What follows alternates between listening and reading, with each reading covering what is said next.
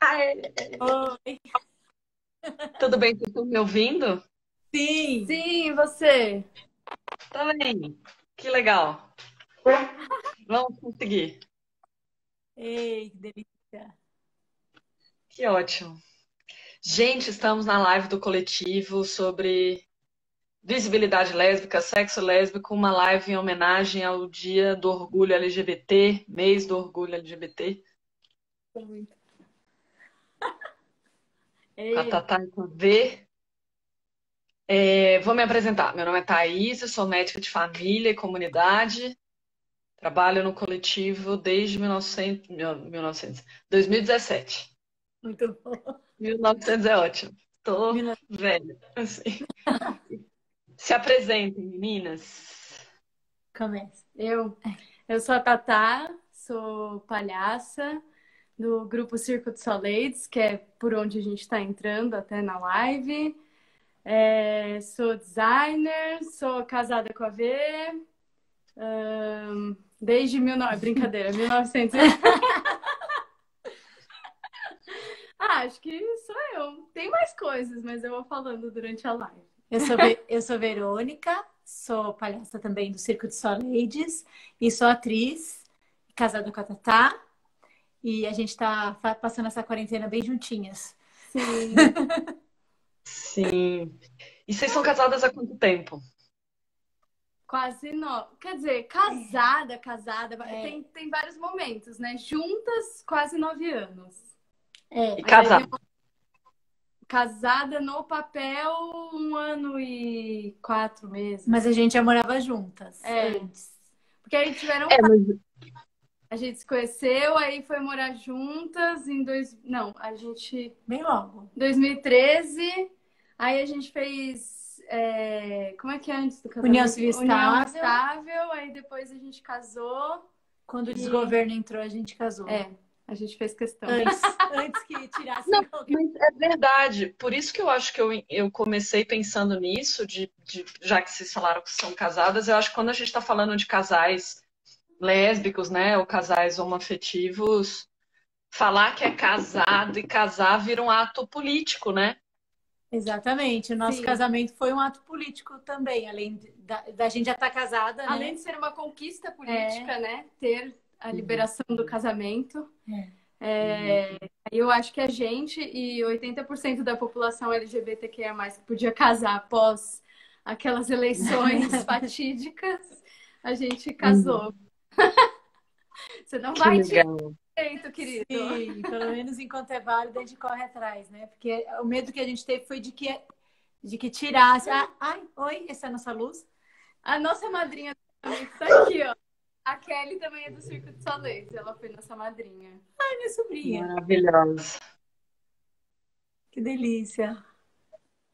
E aí vocês estavam com medo Deu de medo. perder. Deu bastante medo. A gente já tinha união estável, que já dá bastante segurança, já dá um monte de segurança no sentido legal, né? Burocrático, mas a questão do casamento, a gente ainda não casou no sentido festivo, a gente ainda vai casar desse jeito aí. Porque a gente está esperando acabar a quarentena, que a gente ia casar Dia 13 de junho. 13 de junho. Nossa. Ele Também. é nossa Religião. religião, A gente... ia festa e tal, mas a gente casou, a gente fez a validação da União Civil Estável para casamento, né? Que é um ato Sim. de um cartório que a gente fez. E a Kelly Uhum. e a Keila foram nossas madrinhas, Sim. testemunhas. E aqui é palhaça também do circo. É, e acho que amanhã é dia do orgulho, né? E aí, acho que a gente podia falar um pouquinho sobre orgulho e depois a gente entrar nas questões de sexo, que é muito Sim. bom. Ó, minha sobrinha tá pedindo casamento, ó. Isso é família que tá pedindo casamento, que quer comer doce. Exatamente. Festa de graça. Quem não apoia seu casamento é parente, não é família. Adoro. Ai. Bom, E aí, 2 a 1. vocês têm orgulho? Orgulho lésbico? Hã? Orgulho de ser quem vocês são, orgulho lésbico. Quero doces. Quero doce, eu vou. É isso. Bom, eu acho que tem todo um processo, né? Eu acho que a gente tem histórias bem diferentes, assim, a gente sempre, sei lá, eu sempre fui lésbica, mas de fato, assim, começar a me relacionar com uma mulher, entender que eu não precisava me relacionar com meninos, né? Que não era o padrão heteronormativo social, mas sim, namorei meninos, né? Tive toda essa história adolescente. Aí, com 16 anos, eu conheci minha primeira namorada, que era a melhor amiga, e aí, desde então, nunca mais deixei de entender que eu curtia mulheres, né? E eu acho que teve um processo, assim, dessa saída do armário, né? É engraçado que a gente está fazendo umas lives até pelo Carol. A gente está fazendo umas lives pelo Circo de Soleides e a gente fez algumas lives sobre o orgulho, né, LGBTQIA+, esse mês. E aí a gente ficou brincando, assim, a gente sempre estava entrevistando juntas as pessoas, né? Primeiro porque um casal de mulheres as pessoas já acham que são amigas, né? Você nunca é entendida, assim, como uma pessoa que pode se relacionar com uma mulher se relacionando com outra mulher, né? Então a gente brinca um pouco disso no ar e a gente fala assim, é que a gente tá saindo do armário todo dia. Porque, de fato, há um lugar também social, político, né? E até com o nosso trabalho, assim, de resistência, que é o quanto mais naturalizado, né? Não natural, não gosto muito disso, mas o quanto mais dentro da sociedade Falado, a gente né? falar sobre isso, melhor, assim. E eu acho que... Já vou terminar minha parte, tá? E aí, falando sobre essa coisa de ter orgulho, né? Eu acho que eu tive muitas fases, assim. Eu sinto que é também eu saí do armário muito nova, mas ao mesmo tempo eu não saí do armário para todo mundo, sabe? Para todas as pessoas que me rodeiam, assim. E eu acho que o nosso trabalho, a gente tem permeado um pouco nesse lugar. A gente criou uma cena, que é uma cena clássica de circo, tradicional, né? Que a gente questiona também o tradicional na palhaçaria feminina.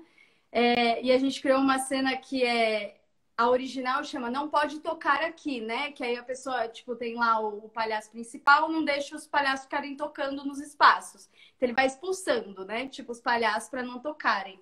E a gente criou uma cena Não Pode Beijar Aqui, que é a ideia de que do que acontece, né, com as pessoas LGBTQIA+. A gente não pode estar em nenhum lugar exposta, né?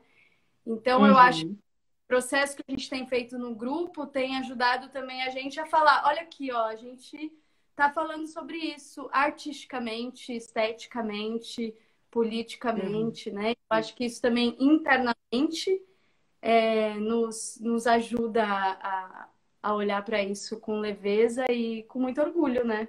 Quando se entende a sexualidade como um tabu, de modo geral, a gente tem dificuldade de falar sobre, né? Isso de modo geral, eu entendo que isso acontece com todas as pessoas. Mas no fato de sermos mulheres lésbicas, esse tabu é muito maior. E essa invisibilidade e essa falta de representatividade, porque as pessoas, como não falam, porque assim, a gente é nascida hétero, né? É nascida mulher primeiro. Ninguém questiona se você é ou não é mulher, você é determinada mulher quando nasce. E aí depois você é nascida hétero. Te determinam daquela forma numa caixa, né? E ser assim, como uma estrutura, né? É uma estrutura estabelecida. Faz da gente... porque se a gente fosse hétero, né? Como se a gente se sentisse hétero, a gente não precisaria sair do armário, não é verdade? Mas por que isso acontece? Porque colocaram a gente em caixas. Então, o armário, para mim, é caixas que colocam a gente, assim. Você é hétero, você é mulher, você é cisgênera, você é assim. Pronto, caixa. Está estabelecido. Qualquer pessoa que não esteja nessa caixa tem que sair. Norma, né? Tem que sair. Então, essa estrutura é muito opressora. Então, quando você consegue falar sobre isso, é muita força, né? Pensar no Stonewall, que foi feito lá, né? Que é a data que a gente comemora amanhã, né? Porque foi a primeira revolta pública contra o sistema político para se colocar como visível, né? Era proibido, eles eram criminalizados, né, por existirem. As pessoas, né? Eram, e olha só, essa história, ela muitas vezes ela é contada, a gente parece que no Stonewall, ai, linda, maravilhosa, Fabi. Essa história ela é contada quando você vê o filme, por exemplo, embranquecida, né? E coloca um homem gay como foco, cisgênero, como foco da transformação de Stonewall. Aí, naquele filme que fizeram sobre Stonewall, o filme... Isso, né? Esqueci o nome. Mas ele, de fato, quem fez a grande revolta foram duas mulheres trans e uma mulher lésbica, né? Que não aparecem, quer dizer, aparece. A Marcha, ela hoje é mais conhecida por conta da forma como ela foi morta, mas ela, dentro do próprio movimento LGBT, ela foi arrancada, né? As mulheres trans. Eu entendo que é um movimento que a gente tem que fazer, né? De se orgulhar de orgulhar de quem somos e de colocar isso publicamente, porque isso é importante para que as diferenças se diminuam, porque enquanto a gente pensar dicotomicamente, a gente vai continuar colocando a sexualidade como um tabu, colocando as pessoas como tabus, né? Aquela pessoa, eu não posso falar, então são amigas, né? Somos amigas, sempre amigas. Sim. Né? Eu tenho uma tia lésbica, assim, irmã do meu pai. Eu lembro muito de como se falava na minha infância, assim. Tipo assim, a Janete é amiga da tia Alcione. A Janete é amiga da tia Alcione. Aí eu lembro, eu com uns 12 anos de idade, juro por Deus, na casa da minha tia, dentro do quarto dela, tendo uma epifania sozinha, assim, acho que com 11, 12 anos. Tipo, elas têm uma cama de casal. Aí eu assim... E eu com 12 anos descobri o seu segredo, assim, sabe? Porque ninguém falava pra gente, sabe? E eu lembro de eu me... Porque eu falei, por que elas não dormem num beliche?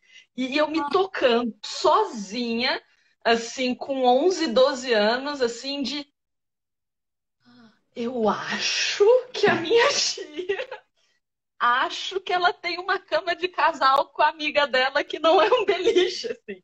Eu lembro muito de ter 11 anos. E como isso era... Eu sou do interior de Minas, né? Assim, e como isso era proibido, pelo menos para as crianças. Assim, eu acho que sempre foi óbvio dentro da família, mas pra gente que era criança, nunca se falou isso até eu ter com 11 anos, dentro da casa da minha tia, que a gente frequentava, uma epifania sozinha. Assim, como essa...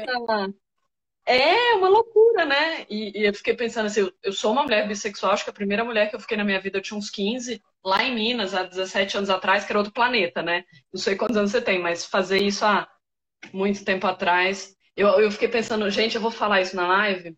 E eu falei assim, é a primeira vez que eu falo isso em público. Mas assim, é um negócio, assim, as pessoas. Mas eu acho bem legal, assim, quando falaram assim, Circo de Soleil quebrando armário, eu falei, vamos quebrar o meu também. Foda-se. É arrasante. Não, acho que para as pessoas mais próximas, isso é bem tranquilo, assim, já fiquei com mulheres e tal, mas acho que, sei lá, em redes sociais, publicamente, na minha família, acho que isso nunca apareceu. Enfim. E vamos falar sobre sexo. Vocês querem começar? Ou acho que a gente tem dois assuntos que a gente pode passar pelos próximos minutos, né? Que eu acho que é o sexo lésbico e as questões em torno disso. E saúde das mulheres lésbicas como um todo, atendimento em consultório e tal. Talvez acho que começar pelo tema da saúde como um todo e chegar nas questões sexuais, acho que pode ser bacana, assim, também, de como as pessoas se sentem em consultórios ginecológicos, né? Que é uma loucura. Vocês querem começar falando da experiência? A Tatá tem uma experiência ótima. Tá, é ótimo assim, ótimo. Né? Hoje eu dou risada. E eu acho que o coletivo também me ajudou muito a curar, assim, esse processo de detestar consultórios ginecológicos e ginecologistas. Fugia, porque, né, eu comecei a namorar uma mulher, eu tinha 16 anos, então era também um momento de começar a ir, sei lá, comecei na ginecologista com 14, 15, eu não lembro direito. E aí, assim, né? Primeiro aquela coisa de, tipo, ninguém da sua família sabe. Então, mas eu tô falando algo que é íntimo meu, então eu preciso falar para ginecologista. Aí, meu primeiro ginecologista era um cara gringo, muito, muito senhor, mas muito assim. E aí eu tinha que falar, tipo, então eu tô me relacionando com uma mulher. Ah, mas tem penetração? Aí eu falei, bom, é uma mulher cis. Não, ela não tem um pênis, mas a gente usa alguns brinquedos, algumas coisas. Ah, então você é virgem. Assim, definiu, eu sou virgem, então eu não posso te fazer um Papa Nicolau. Então você não vai fazer exame, você é virgem, eu não posso. Tipo, né, aquela coisa também, né, do ímen, da coisa da mulher, aquela proteção. Perder a virgindade, perdeu em algum lugar alguma coisa, né? Assim. E aí eu bastava para pensar nela daqui a pouco. Sim, e aí foi muito foda, me bloqueou bastante até pra falar com outras e outros ginecologistas, né? E aí era um processo, assim, de muita vergonha, muito, tipo, parecia que eu estava fazendo alguma coisa errada, ou que a minha orientação sexual não cabia naquele sistema de medicina, sabe? E até depois mais velha, eu fui com a V até numa ginecologista e ela era muito legal, assim, já tinha uma cabeça mais aberta, mas era um sistema heteronormativo, cisnormativo, assim. Tipo, não tinha nem um outro pensamento, assim, até a gente encontrar o coletivo, né? Que aí eu e a V, a gente passa com a Mari do coletivo e a gente fez consultas juntas. Aliás, se ela tiver... Beijo, Mari. A gente tá com saudade. Tá devendo queridíssimo. E não boto isso no ar. Mas sim, total. É uma experiência muito dolorida e de você... Né, isso é uma experiência minha, mas eu sei que muitas pessoas têm experiências péssimas assim. E é uma medicina que, né, um lugar da medicina que assusta, né? É um lugar, parece elitizado quase, de você entrar e, tipo, a minha buceta tem que ser perfeita, tem que estar daquele jeito para ser olhada e eu falar sobre sexo, porque o sexo, o que esperam de uma mulher cis, né? Que ela reproduza. Sim. E, tipo, quando a mulher, né, descobre lésbica, ela pode reproduzir também, né, gente? Mas, assim, o contexto na cabeça do meu primeiro ginecologista lá era tipo, querida, né, vamos mudar sempre essa cabecinha. Quase parecia meu avô falando comigo, tipo, isso é uma fase, vai passar, querida. Você perder a virgindade, você volta, que eu te examino. Essa questão é muito doida, né? Essa questão eu comecei hétero, como quase todas as pessoas, acho que começam héteros, mesmo que seja por menos tempo, tá? Eu comecei hétero, fiquei mais tempo hétero. E as minhas experiências de ginecologista não chegaram a ser tão traumáticas como a da Tatá. Eu acho que isso também é uma questão que a gente pode pensar, pelo fato de eu ser hétero naquele momento em que eu comecei a ir no ginecologista, né? Sim. Tem uma coisa que eu sempre prestei muita atenção no ginecologista, que é a questão da doença, não é da saúde, né? O que sempre se está procurando uma doença. E isso me incomodava muito, assim. E também desse lugar da exposição do seu próprio corpo, assim. Você tem que ficar num lugar de exposição, sendo exposta, e é um lugar de menos apropriação do próprio corpo, assim. Quando eu me vi lésbica, né? No começo eu me via bi, e depois eu fui entendendo que não, e que a minha vida... Eu comecei a me ocupar de prestar atenção, mas será que eu teria que me prevenir? Assim, qual seria a prevenção para as DSTs? Porque enquanto eu era hétero, eu tinha um monte de cartilhas e medos, muitas de cartilhas e medos. Métodos contraceptivos, né? Definidos. Eu tomava a pílula, depois eu parei de tomar a pílula, era camisinha e várias coisas assim. E aí, ao né, começar a me relacionar com eles, eu não tive assim, não existe. É uma informação mentira, assim. Como você faz para se prevenir de alguma outra coisa? O que pode pegar, o que não pode pegar? O que é mito, o que não é? E sempre foi uma questão para mim.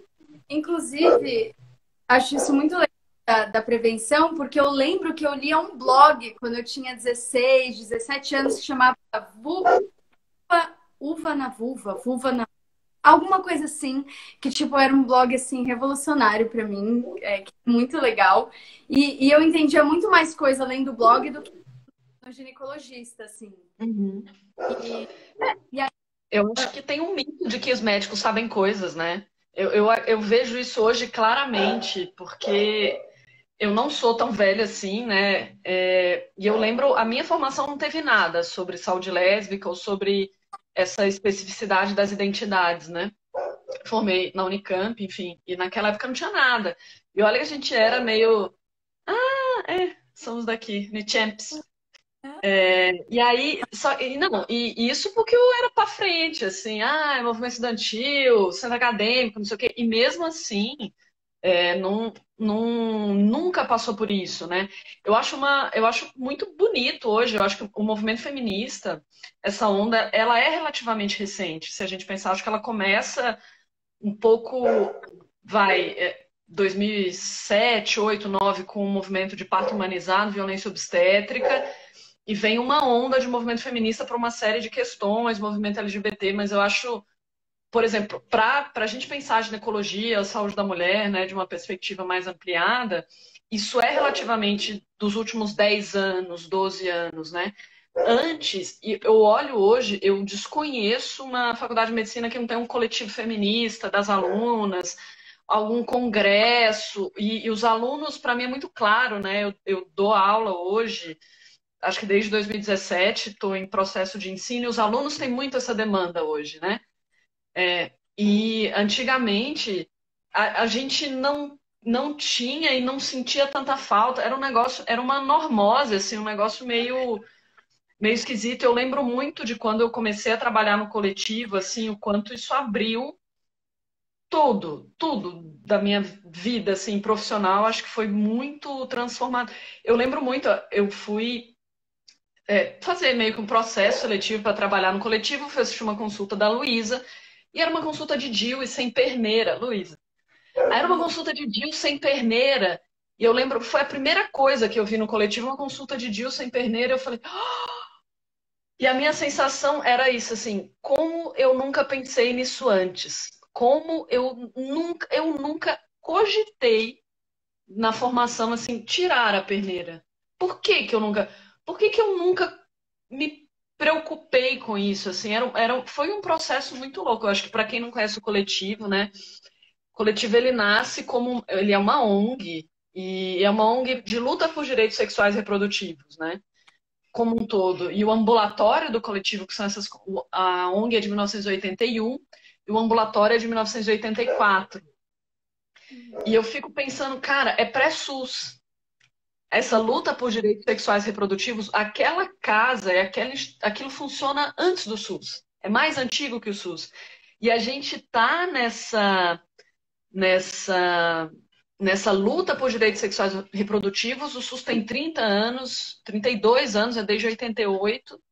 E a gente ainda está tão distante de conseguir consultas respeitosas às mulheres lésbicas, ou a gente está numa discussão enorme de direitos sexuais e reprodutivos na pandemia no SUS, por exemplo, né?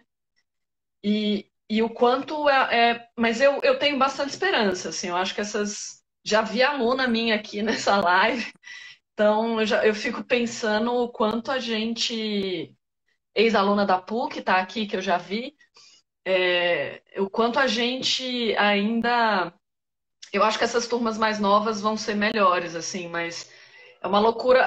E como eu aprendi isso no coletivo, várias coisas, e fui estudar, e fui ouvir mulheres lésbicas, e fui ler blog, e fui ler outras coisas, a gente que é médico aprende muito com as mulheres, né?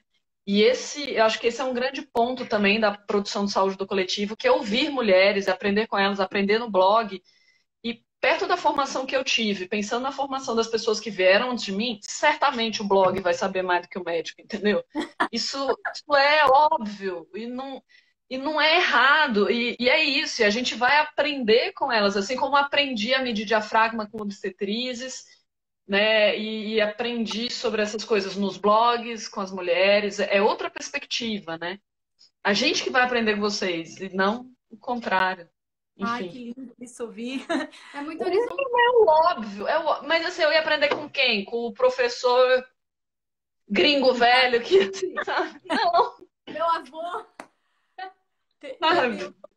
teve um comentário da Miranda que ela falou que ela sofreu muito com o ginecologista, né? Com uma mulher negra e lésbica. Eu imagino que o corpo da mulher ele é muito, já é objetificado num geral, assim. A Kelly traz uma Uhum, questão que é a questão também do controle dos corpos da mulher, né? Da medicalização do corpo, né? uhum, Que todo o sistema faz, né? Com a gente. O coletivo me deu um alívio, assim, de entender que eu posso entender meu corpo e eu posso saber Essa autonomia, né? quando ele pede alguma coisa a mais. Porque se eu me conheço, eu tenho autonomia para. Se não fosse motivo, eu não teria ideia sobre essa coisa da autonomia mesmo. Tipo, quando elas falaram, que é uma ginecologia autônoma, que até a gente brinca, ginecologia autônoma, isso. Autômata. a gente fala autômata, anônima, não, autônoma. Porque é muito legal. Eu lembro, eu queria trazer uma coisa que aconteceu comigo. Eu sempre tive muito cisto, né? Uhum, Microcisto. E eu tenho cólica desde os 14 anos, assim. Todos os uhum, dias, todos os meses eu tenho cólica desde os 14 anos. E aí esse primeiro ginecologista, ele falou, então você vai tomar anticoncepcional. Eu uhum, acabei de falar, querido, que eu não vou engravidar, eu não quero anticoncepcional. Você não me dê uhum. anticoncepcional, porque eu sei que vai alterar um monte de coisa. Ah, não, mas não tem problema. Realmente melhorou meu cisto, diminuiu a cólica e tal, mas me enfiou anticoncepcional e, tipo, talvez poderia ter outras soluções, né? Melhorar a alimentação. Sim. Me sugeriu um monte de coisa. E aí foi lá e resolveu com um remédio que não Uhum, necessariamente, né, nem ouviu o que eu falei. Tipo, eu não me relaciono com homens, eu não vou engravidar.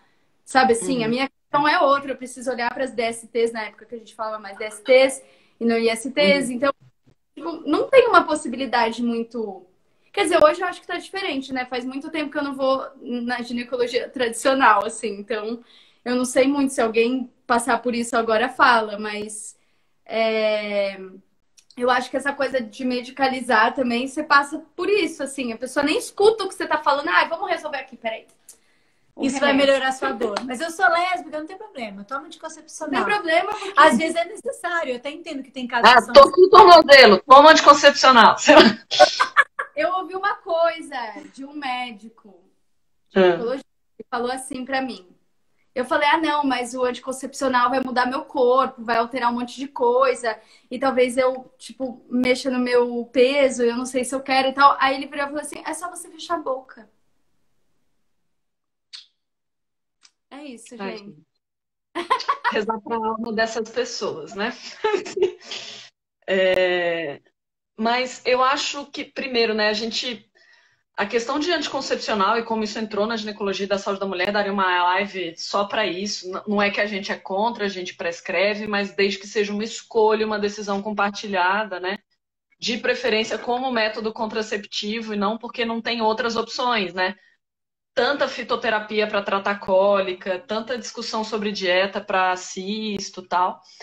É bem complexo, né? E é um lance de. É como a V falou das caixinhas, né? Então, mulher hétero, trans com homem, toma anticoncepcional, você não importa. O quanto mais te enfiar na caixinha, melhor, né? Acho que as pessoas procuram coletivo, às vezes perguntam se a gente faz ginecologia natural, a gente prefere chamar de ginecologia feminista e autônoma, mesmo usando bastante fitoterapia nas consultas e tal. Eu acho que isso é uma coisa que a medicina de família também traz muito e o coletivo certamente passa por isso em todas as consultas, seja com ginecologista ou com médico de família, que é decisão compartilhada, né? E plano terapêutico compartilhado. Aqui eu sou lésbica, casadíssima. Nunca Esse fez. exame ginecológico também de conta. Eu acho que tem umas coisas. Eu já ouvi várias coisas em consultório, assim. Eu vou te contar algumas histórias que eu já ouvi. Acho que teve uma paciente lésbica que falou que entrou no consultório de uma médica, ou médico ginecologista, não lembro o sexo, o gênero, enfim. E tinha um crucifixo atrás, tipo Cristo, assim, no consultório. Aí ela sorriu, acenou e falou que foi embora. Lembro também de pacientes terem, mas eu queria fazer o autoexame e tal, ou queria fazer um Papa Nicolau, e foi discutindo isso, o médico falou que eu não precisava e nem quis me examinar, e acho que ela estava com corrimento, inclusive. Ele nem quis me examinar porque eu falei que eu nunca transei com homem. Falei assim, mas você tem penetração? Tenho. usava vibrador, usava. Eu falei, gente, e é isso, assim, as pessoas, além da heterossexualidade pressuposta, o cara de lésbica, cara de hétero, e não perguntar sobre orientação sexual, não perguntar sobre práticas sexuais, né? Porque, obviamente, ok, pode ser lésbica, pode nunca ter transado com um cara e usar uma lapa de um dildo desse tamanho, e é isso, e a vida segue, né? Enfim, e aí pode perfeitamente passar por um exame ginecológico, fazer um autoexame, achar o próprio colo, né? E, enfim, a discussão sobre penetração, né? Precisa colher Papa Nicolau se já teve penetração ou com dedo ou com vibrador. Muitas mulheres iniciam, assim, como a heterossexualidade é meio compulsória, assim, várias mulheres iniciam a vida e têm relações com homens no início da vida, ou nem voluntárias, né? Muitas mulheres ainda são vítimas de violência sexual. Então, todo mundo que entrou um pinto ali precisa, né, de um Papa Nicolau e qualquer tipo de penetração, seja com vibrador ou com dedo também, o ideal é colher. E também colher com carinho, né? Colher com afeto. Às vezes tem um tempo para fazer aquilo, tá confortável. Tem várias formas de fazer com que esse exame fique menos invasivo para as mulheres, e especialmente mulheres lésbicas, ou que têm menos práticas penetrativas e coisas assim. Que mais? Uma coisa bem interessante que eu senti lá do coletivo foi a gente ser atendida como família, sabe?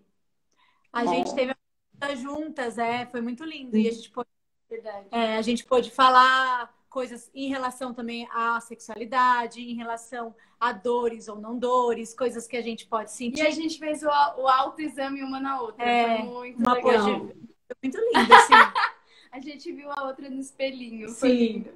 Mais profundamente do que nunca antes visto. É muito legal isso. É muito lindo mesmo. A Mari é médica de família, e dá para fazer atendimento de família, de casal, com todas as famílias, todos os casais. Isso eu achei muito legal, porque foi uma forma de reconhecimento também, né? Quando a gente fala de caixinha, né? Você poder estar... Se fosse uma família heterossexual, mesmo assim, acho que ainda tem tabu, né? Em lugares ginecologista, né?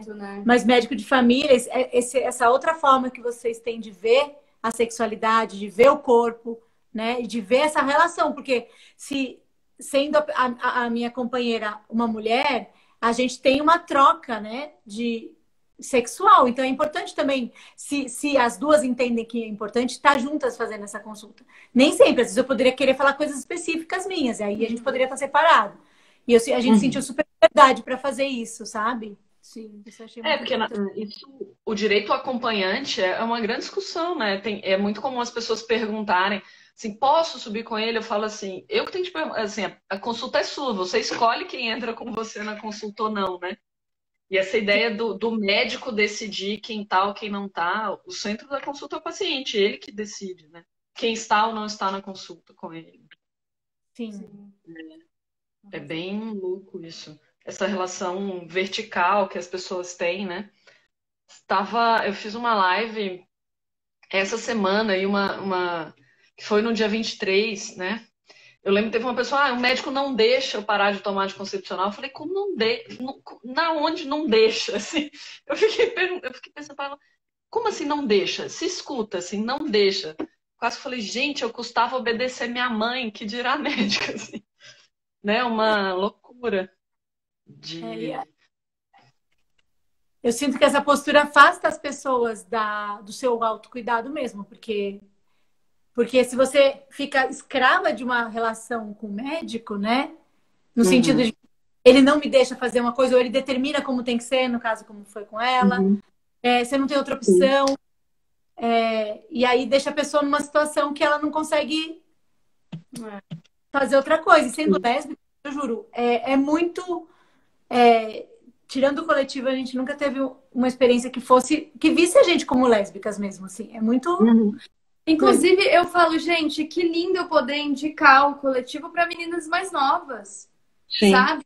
Descobrindo a sua sexualidade, ou que vão transar pela primeira vez, né? Eu acho que, por exemplo, como é que eu ia dizer para aquele cara que eu era lésbica também, sabe? Se para mim ainda era um puta tabu, né? Eu não tinha contado para ninguém na minha família. Como é que você vai, né? Fora Fora adolescentes que tem que ir com a mãe, né? A mãe obrigatoriamente entra para ouvir, para falar, para saber, né? Então também eu sinto que o coletivo tem esse cuidado, né, com tudo. Inclusive, às vezes, com alguém da família, né? Sei lá.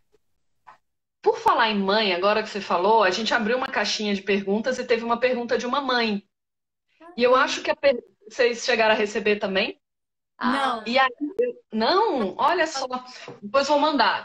E ela estava falando assim: tem uma filha de 14 anos, eu acho, que era bissexual, e eu não sei como conversar com ela. Acho que eles estavam numa discussão, acho que veio as perguntas em relação à infecção sexualmente transmissível, mas essa eu acho bem legal para a gente pensar de como conversar sobre isso. Aí eu fiquei pensando assim: o que você diria para uma mãe de uma menina de 14 anos que está assim, de como essa mãe acolhe a filha dela, né?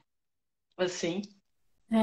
Nossa, primeiro que eu já acho linda essa mãe fazer essa pergunta, né? Na cabeça da minha mãe, provavelmente isso nem passava na ideia. Mas deixa eu pensar, pera. Bom, eu ia falar, vai conhecer o coletivo, vem aqui comigo. Uma consulta de 1 hora, com calma. Mas eu acho assim, eu acho que uma coisa, primeiro é isso. Ela já falou para a mãe, o que já é bastante, né? Essa mãe sabe, tá tentando se relacionar, o que também já é bastante. Eu vejo assim, eu acho que tem adolescentes que se relacionam melhor com pais que querem ser muito amigos, e tem outros que falam assim: minha mãe quer ser muito minha amiga, minha mãe não é minha amiga. Eu acho que tem um negócio que é de se colocar como um porto seguro, que eu acho que é muito legal. Eu acho que a gente na consulta faz isso também. Quando a consulta de adolescente ela é bem delicada, assim, a gente também não pode passar o ponto do adolescente, é meio invasivo isso, né? Às vezes as práticas ainda estão começando, tal, as práticas sexuais. E eu acho que é muito se sentir num lugar, olha, aqui é um lugar seguro para você conversar sobre qualquer coisa. Aqui você pode voltar quando você tiver uma dúvida, se você não quiser conversar hoje. Acho que com relação aos pais pode ser bem parecido, né? Sim. E, assim, de infecções sexualmente transmissíveis, ela também estava bem preocupada com isso, assim. Eu acho que uma das primeiras dicas é ir ao médico regularmente, fazer os testes de infecção sexualmente transmissível regularmente, porque em termos de proteção é muito ruim, muito incipiente, muito pouco usado, né? Tem algumas proteções, e a gente pode discutir um pouco elas, mas é muito raro, de fato, um casal lésbico usar. Proteção muito raro. Eu ia te falar, a única coisa que a gente usa é mais a camisinha, quando usa vibrador. Mas a camisinha no vibrador. Mas em caso de sexo oral, por exemplo, né? Geralmente a gente não usa. E eu vou te falar, eu não usava também quando era hétero. Eu acho que isso é uma coisa bem... É uma questão complexa no sexo Isso é uma oral. coisa bem legal. E eu acho que as relações lésbicas, né? Pelo menos de mulheres cis, assim, eu nunca tive nenhuma relação. Tipo, a única coisa que eu ouvia, que eu acho que eu li naquele blog, o Vulva na Vulva, era o plástico filme. Eu falava, velho, imagina, até eu conseguir cortar o plástico filme sem ele grudar na ponta. E aí não vai rolar, gente. Aí é isso, né? E rasga muito fácil também, né? Sim, e não fazem nada também. É quase tipo, não precisa ter proteção para isso, sabe? Vão lá e se fodam mesmo, saca? É bem isso. Tipo, pra que ter um olhar de. Até hoje, não, eu acho, pelo menos, não sei, criaram algo tão de proteção para uma relação lésbica, né? É como se fosse uma sexualidade invisível mesmo. Uma sexualidade sem um pênis, ela era invisível, não é sexo, é tratado como virgem, né? Uma loucura isso. É louco. Eu acho que a questão do plástico filme é que é isso. A pessoa, imagina, você tá lá no meio de uma relação sexual. Peraí, deixa eu catar minha tesourinha, vou aqui medir, cortar. A gente tem o dental dam, né? Que é a barreira dental, ou tem o uso de cortar o preservativo masculino, que pelo menos é só 2 cortes, dá para fazer rápido e abrir. Mas mesmo assim é o que você falou. Pouquíssima gente usa. A gente indica Assim, tem uma discussão de melhor o uso de cortar o preservativo masculino, cortar a pontinha, fazer um aro e cortar depois e abrir. A gente pode deixar um link de algumas reportagens que tem, porque ele é mais. Primeiro, o preservativo pode pegar de graça, segundo, que ele é mais firme, ele não vai rasgar, né? E tem sabores, texturas, preservativo, se você pagar por ele, né, ainda vai ter mais opções. Agora, a questão do sexo oral é isso. O uso de preservativo em sexo oral, seja em casais lésbicos, seja em casais hétero, ou seja em casais homoafetivos masculinos, é muito baixa. Sexo oral e proteção em sexo oral, acho que a gente poderia ficar 2 horas falando, porque, sim, sejamos honestos, quem usa, quando usa, né? Tanto para pênis, que tem a camisinha masculina, que ela é bem adequada, assim, as pessoas já usam um pouco. Quando as mulheres recebem sexo oral de homens e mulheres, o uso aí que cai minúsculo. Então, sexo oral é bem delicado, assim. Sexo oral passa sífilis. Em última instância, o lance é fazer sorologias mesmo e fazer ir no médico e fazer sorologias anuais ou depois de uma exposição de risco, né? A gente brinca, preliminar é pizza, preliminar é tirar gato do quarto, sexo oral é sexo, pega sífilis, assim. Precisa testar. E é isso, Sim. também não é uma noia do chicotinho, né? Do, ai meu Deus, chupei alguém, né? Assim, sem chicotinho na vida. Tem várias coisas aqui. Várias... Ah, é muita coisa, gente. É. Tem um negócio que eu gosto muito, que é a discussão em inglês, o lance é safer sex. E o safer sex pode ser traduzido como sexo seguro ou como sexo mais seguro. De que essa ideia de um sexo totalmente seguro e que você nunca vai pegar nada, ela é praticamente impossível, independente se a gente está falando de casais héteros ou casais lésbicos ou casais homo-masculino. A gente trabalha com essa ideia de safer como se fosse mais seguro, é um pouco mais seguro. E como tornar isso um pouco mais seguro? E eu acho que entre mulheres tem muito a ver com autoconhecimento, conhecer a própria vulva, a própria vagina, as próprias secreções, está tudo bem, ir ao médico, né? E para evitar. E claro, mulheres que transam com mulheres, né? Mas também transam com homens, se expõem a própria parceira um pouquinho mais, porque em geral a relação pênis-vagina tem mais infecções sexualmente transmissíveis, né? Então, às vezes, o casal lésbico tem uma relação aberta, uma das meninas também tem relação com o homem. Isso é muito comum no consultório também. E aí a gente vai se adequando, né? Isso acho que já atendi bastante no coletivo esse modelo, assim, um casal lésbico e tal, mas tem relação aberta, uma das duas ainda fica com homens eventualmente, aí tem que ter uma delicadeza, assim, porque quem fica com homem se expõe um pouco mais. E aí a discussão, por exemplo, do sexo oral nessa outra relação, aí a gente vai fazendo um debate mais específico para cada um. O que mais? Tem uma questão aqui que... Tem... A Sarit falou uma coisa, a Sarit é uma amiga nossa, peraí. Ela falou, eu sou psicóloga. Achou aí? Quer que eu leia ou você quer ler? Pode ler, porque aqui eu vi muitas questões.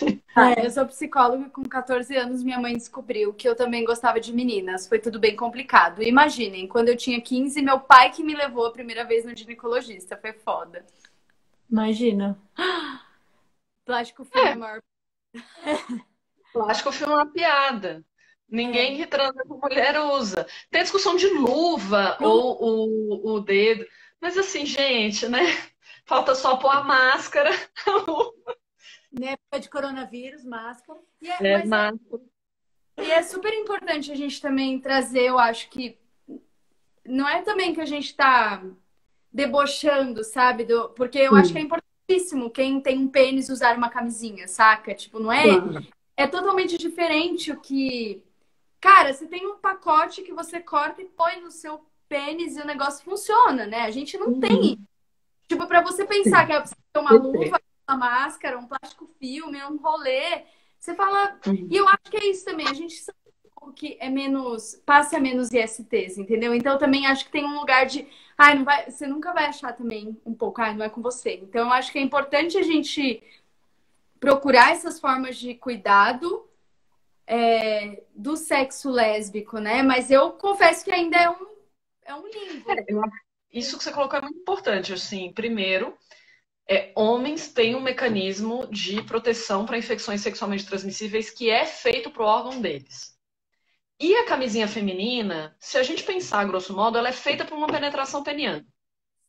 Então, a camisinha masculina é feita para um pênis e a camisinha feminina é feita para uma penetração peniana. Então, a gente tem tanto a nossa camisinha quanto a camisinha deles feitas para eles, né? E aí, quando a gente está falando de sexo lésbico, é sempre uma adaptação de alguma coisa. Então, plástico filme não é feito para transar, ele é feito para várias outras coisas, menos para transar. Cortar uma camisinha masculina é um pouco melhor do que o plástico filme, não tenho dúvida. Mas é um rolê, eu vou ter que pegar uma tesoura no meio do sexo, o que dá uma... Assim, vou ter que pegar uma tesourinha no meio do sexo, cortar e fazer a camisinha feminina. Ou vou usar uma barreira dental, gente, um negócio de odonto. Então você imagina lá, você ir naquela cirúrgica de odonto, comprando um negócio. Não é simples, entendeu? E é por isso, assim, sexo lésbico é sexo. Pode pegar sífilis? Pode. Sífilis passa por sexo oral e vai passar por sexo lésbico. Pode pegar HPV, as verrugas genitais? Pode. Se você tem uma vulva com verruga genital, você tem outra vulva com verruga genital, vai transmitir verruga genital. Então, não é uma perspectiva de que não é sexo ou que não passa DST. Por isso, o lance de se cuidar talvez seja a coisa mais efetiva. O lance de olhar para a própria vulva, de fazer os testes de sífilis anual. Porque isso talvez seja uma das coisas que sejam mais efetivas mesmo para transmissão. Vacinação para hepatite B, por exemplo, que passa bastante, é uma DST. Então vai lá ver se você está vacinada para hepatite B ou não, faz uma sorologia de sífilis, assim, que essas coisas vão passar, né? Sem sombra de dúvidas. E já tiveram algumas discussões sobre calcinhas, algumas calcinhas assim, mas acho que para a indústria também elas ainda não viram isso. Porque a variabilidade de tamanhos de preservativo e a possibilidade de fazer industrialmente em larga escala é maior do que de calcinhas, porque os corpos, enfim, são bem mais diferentes. Mas estamos aí na labuta. Interesse mesmo. É uma forma de... Porque seria dar visibilidade, né? Eu acho que também, se a gente fala de indústria, tem o pink money também. Tem algumas indústrias que estão bem afim desse mercado homoafetivo. Mas mesmo no mercado homoafetivo, as mulheres lésbicas, cisgêneras estão para fora. As mulheres lésbicas, transgêneras, menos ainda. Ninguém nem imagina. E se eu sou uma mulher lésbica trans? Porque tem outras questões aí também, né? Nem se vê, nem se fala, nem se comenta, né? De fato, o homem cis, sempre dentro da sigla, né? Antes era GLS, tinha sempre o homem cis gay, né? Ele tem sempre a sua prioridade, né? Então também... No Pink Money. E aí também é isso, preservar para ele, né? A ideia do Pink Money vem muito desse homem gay, branco, rico, bem-sucedido, que tá ali com dinheiro para ser gasto, né? Sim, exato. Quando vai vender para eles, funciona. E aí é complexo. Sim. E tem a questão da candidíase também, né? Que a gente pode, por ser fungo, pode contaminar ou não? Assim, isso é uma discussão. Tanto candidíase quanto vaginose bacteriana, para as mulheres cis héteros, não é considerado uma DST. Isso vem uma discussão de flora vaginal. Agora, e aí eu vou falar bem pessoal, assim, quando a gente lê, tem alguns materiais que colocam, no caso do sexo lésbico, isso pode ser considerado uma DST sexualmente transmissível. E no consultório, tem muita gente que fala, mas depois que eu transei, ela tava, tal. O que eu acho, assim, isso é bem pessoal. Tanto a cândida quanto a vaginose, ela precisa de um meio ambiente para se proliferar. É uma discussão de pH vaginal, que eu acho é que se as pessoas trocam penetração, trocam um dedo, tal, trocam uma mucosa, ela pode ter contato, mas desde que ela tenha um meio ambiente vaginal que prolifere aquilo, entendeu?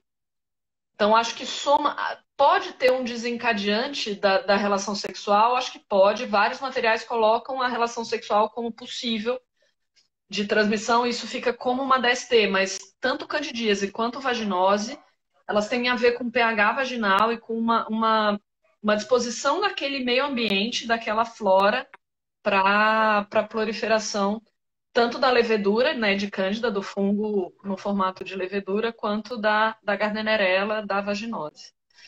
Eu tinha muito mais esse tipo de infecção, ou por Cândida ou vaginose, quando eu tinha relação com homens.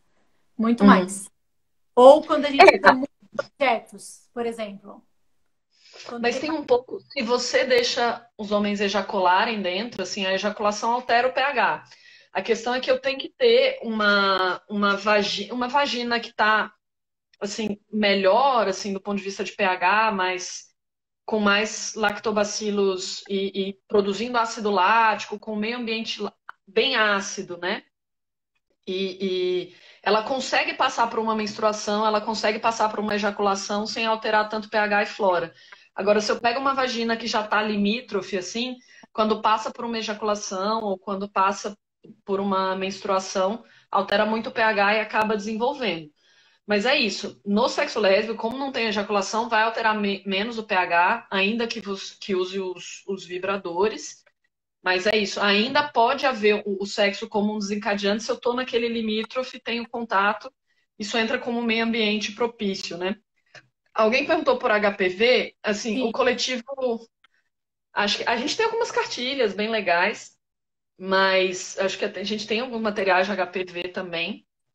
Mas o que eu acho que, assim, primeiro HPV, a gente fala como um todo, mas eu acho importante separar verruga genital da discussão de colo uterino, câncer de colo e coisas de colo, assim. Porque vira uma viagem, assim. Quando a gente está falando de verruga genital, que é a infecção sexualmente transmissível que a gente costuma dizer, pega bastante pro sexo lésbico. Pega muito, assim. Pensar numa tesourinha, pensa assim, ó, todas as verrugas lá passando uns lugares nos outros e transmite bem, assim. Então, por isso é importante. Aí, tá com uma verruga genital, tá com alguma lesão, tá com uma lesão de herpes, por exemplo, vai passar no sexo lésbico. Então, é só se cuidar, é conhecer a própria vulva, se cuidar para também não colocar parceiro em risco, né? Sim. Tá. Acho que é isso. Thay... Não, fala. Não, é só que a gente tem, tipo, 5 minutos. Então, vamos... Não, eu ia falar um pouco, talvez, que a gente fez a gente tem alguns vídeos em parceria com o coletivo que estão no nosso canal, que são pequenos vídeos em que a gente traz as perguntas de palhaça e as meninas do coletivo respondem. E tem alguns sobre, eu acho que tem 2 sobre ser lésbica, né? Tem 2. Que aí a gente até soltou semana passada e que aí são bem legais, assim, quem quiser ver. Essa live, estão perguntando se essa vai ficar gravada. Assim, né? Se Deus quiser e eu conseguir, vai. Tô brincando. Por isso eu tenho que terminar ela um pouco antes, porque se o negócio cair ali, eu acho que já é mais difícil. Tá É bom. verdade. Chama Pílulas Concepcionais, tá no nosso canal e tem também aqui no Instagram, nos destaques, a gente colocou lá. Então, quem quiser ver também, segue a gente, colabora, segue o coletivo. Quem veio do nosso lado, segue o coletivo. Quem veio do lado do coletivo, segue a gente. Vamos juntos. Sim. É isso. Eu não sei, estão perguntando aqui se dá para continuar a live. Assim, eu vou encerrar e vou tentar colocar não sei, assim. Mas olha, eu também acho que a gente pode fazer outras lives, marcar outros dias, né? Isso, tem canal no YouTube, tem o Instagram de vocês, tem o nosso Instagram. Podem mandar as dúvidas também. Pode mandar nas publicações. Na publicação da live de hoje, vai mandando as dúvidas que a gente responde. A gente fica de olho no post mesmo. Sim, Tanto no Instagram de vocês quanto no nosso. A gente divulgou a publicação. Vai perguntando lá que a gente fica de olho para responder. Tá bom? Beijo, foi uma delícia. Convite. Valeu, Beijo. Nossa, muito grata por terem aceitado. Vamos juntos. A Miranda vai procurar Miranda. vocês. Vocês estão fazendo atendimento, não estão? Estamos fazendo atendimento online e só para quem tem muita necessidade presencial. Para a segurança de todo mundo, inclusive de vocês, né? A gente que é médico, enfim. Também não é para a segurança de todos, para a gente poder sair menos e para vocês não precisarem ter menos contato com a gente mesmo, que a gente também transmite.